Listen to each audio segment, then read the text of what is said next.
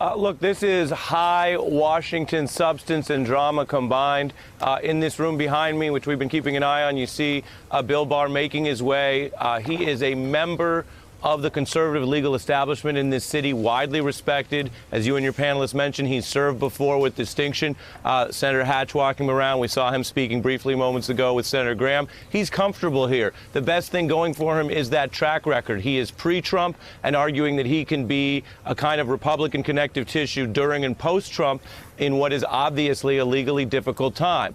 What's cutting against him and what everyone's going to be watching for is, let's not forget, it was in this same room when Jeff Sessions was pressed, not so much by majority Republican senators, but by Democrats, into an under oath commitment that he would take the ethics advice that you were just discussing with your panelists, and he did, and he recused, much to the chagrin of Donald Trump. That was the proximate cause, ultimately, of Rod Rosenstein taking charge and then appointing Bob Mueller, and boom, everything else from there that's defined the Trump era.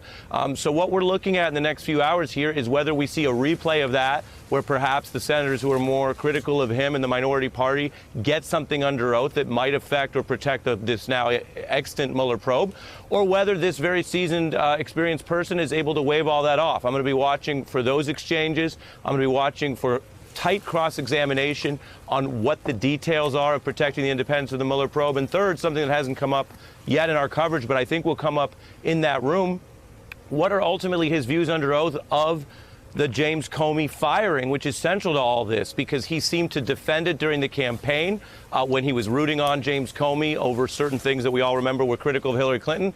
Then he seemed to reverse himself in a Washington Post op-ed defending Donald Trump. So all of that, I think, is going to come under very heavy scrutiny today. Hey there, I'm Chris Hayes from MSNBC. Thanks for watching MSNBC on YouTube. If you want to keep up to date with the videos we're putting out, you can click subscribe just below me, or click over on this list to see lots of other great videos.